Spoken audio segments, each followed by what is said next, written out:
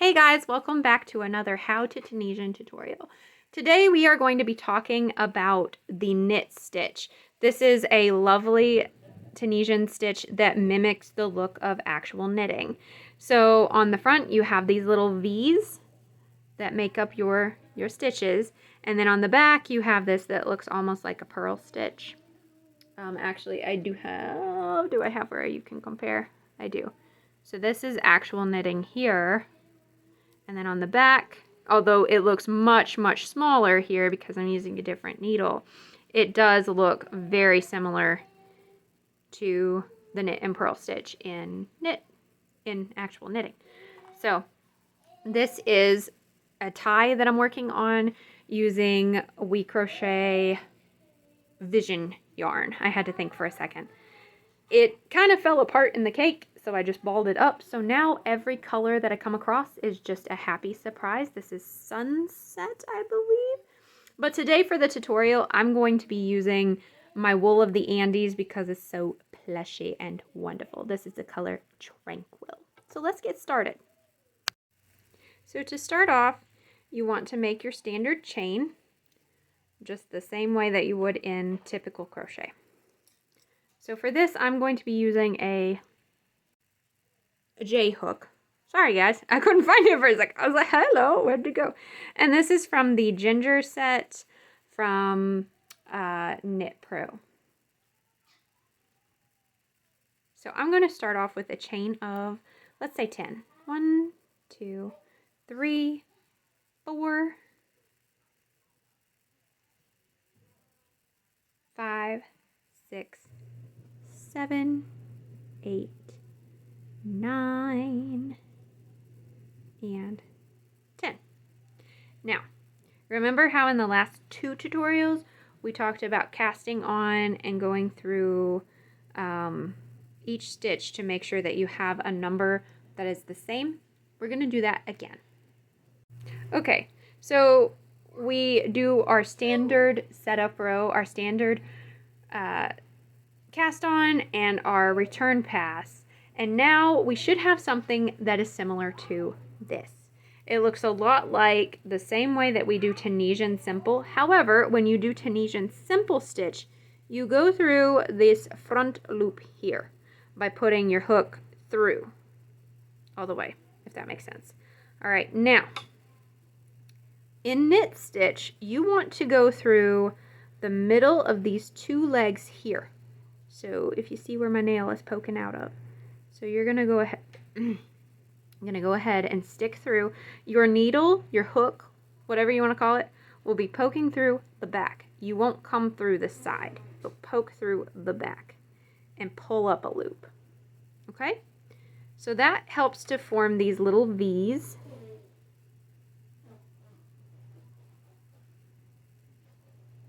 So it's right here. Poke through, pull up.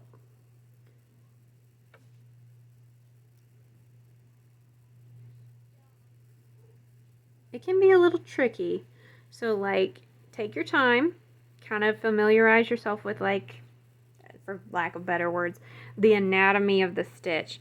So you have a front vertical bar here, you have a back vertical bar here, and then you're going to go ahead and go through the middle of them both. And just pull on up.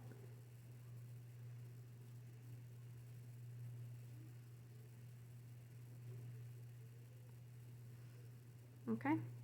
Now when you get to your final stitch, if I can get to my final stitch, when you get to your final stitch, you will just go through both of these loops as normal, like your side loops here, because you don't want to create a bump. Sorry, that little bit was giving me a little issue here. All right, so now we should still have 10 stitches. So I'm going to count 2, 4, 6, 8, 10. Thank you, thank you, thank you, thank you, thank you. All right, so now we're going to do our return pass. The return pass in knit stitch and most Tunisian crochet is the same as it is in simple stitch. So you just go through, you yarn over and you go through one loop at your end. Yarn over and pull through 2 loops until you get to the end of your row.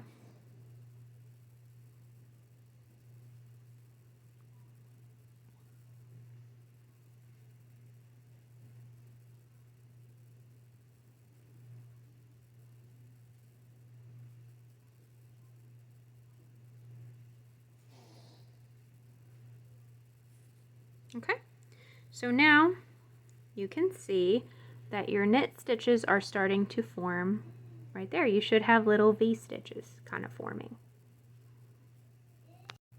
I'm going to do a couple more rows with y'all and kind of show you a little bit faster this time. So in between these 2 stitches here, and you poke through the back and then you pull up. I did not even grab that stitch, y'all.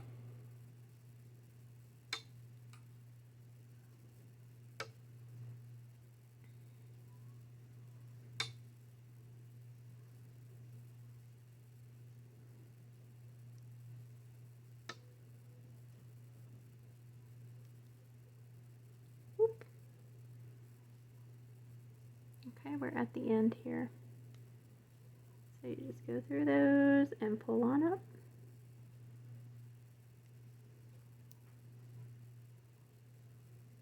Pull through 1, through 2, through 2,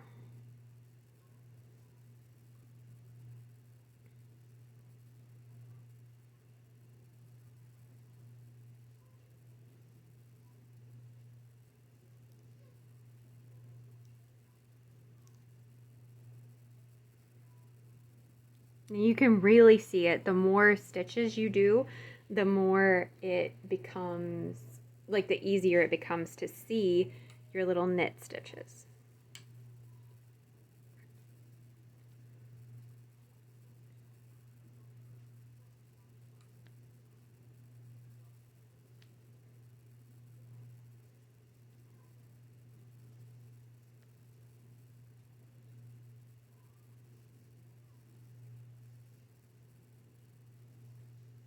Okay. Let's do one more return pass, and then we're going to switch it up just a little bit because I feel like the knit is so easy. It's good to add something with it.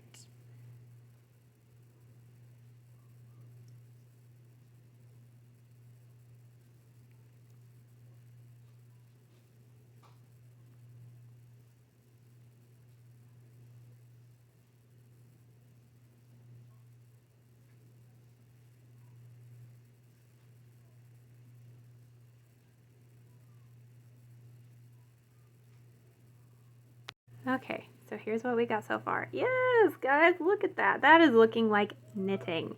Now, in my opinion, when you are doing actual knitting, like 2 needles, you can't know the knit stitch without learning how to do the purl stitch. So you get a bonus lesson this week, guys. Okay, so now, in Tunisian, this is kind of like simple stitch, but in reverse. So you're going to make sure that your yarn is kind of up and away, like more toward the front of your fabric here. And you're going to put your needle, your hook, into your front vertical bar, just like in simple stitch, right? Okay, so now you're going to take your yarn and wrap it over and pull through. So it's just like simple stitch, except you're coming from a different direction. So it's going to have you thinking with a little bit of a different part of your brain.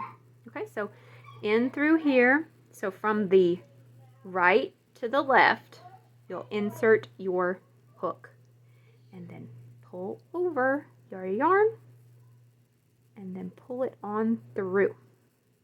Now, that's going to give you these little bumps and they're going to look so cute. Let's try that again. Insert your hook through and pull your yarn over here and pull it on through. I hope y'all can see this okay. My camera, my eyes are like trying to focus because I just got new glasses and I can't tell if it's my camera acting weird or if it's my glasses acting weird. All right, so now we're going to go into that next stitch right there. If you got to go slow, you go slow. It's perfectly fine. You're learning something new. It's going to take a little time. That's okay. Because guess what? You're already doing great because you are trying to learn a new craft. That's my TED Talk for the day. Y'all are awesome. Just FYI.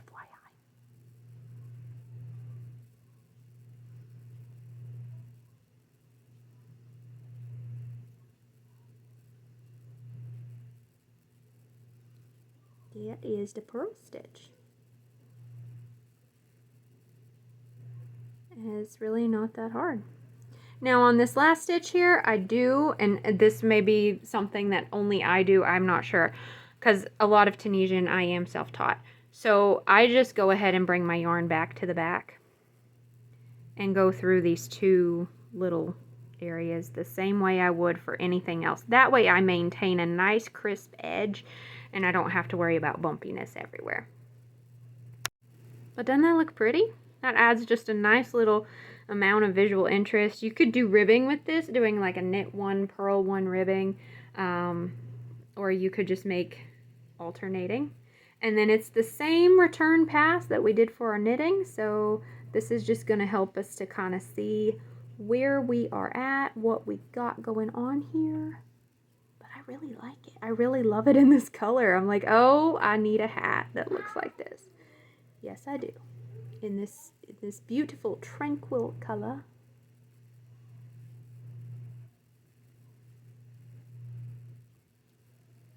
That's nice.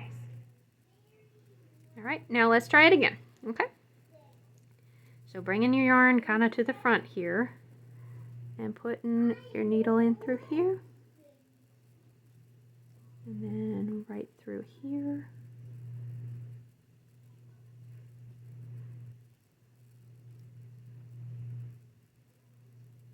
Whoop.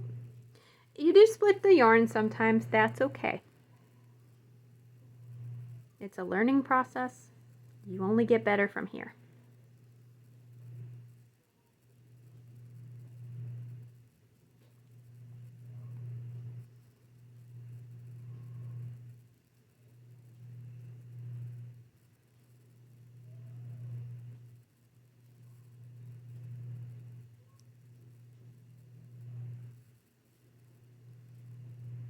Okay, last one and then the end, and we are good. We are golden.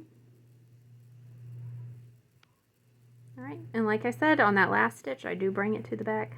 I don't know, that might be forming a hole there. I'm not sure. If any of y'all have any tips and tricks for me, how I can avoid that hole, that would be great. So that is how you do the Tunisian knit and purl stitch.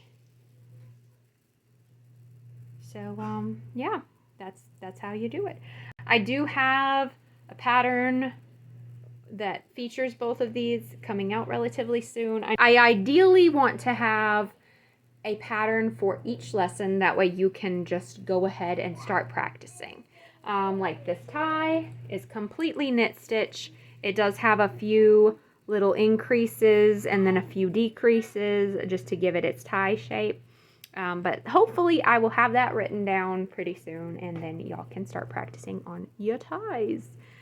This yarn, in case you're interested, I can go ahead and link it down below. This is Visions yarn from We Crochet. It has lovely colors of blue and brown and gold. It's just a beautiful like Tahiti sunrise, and I absolutely love it.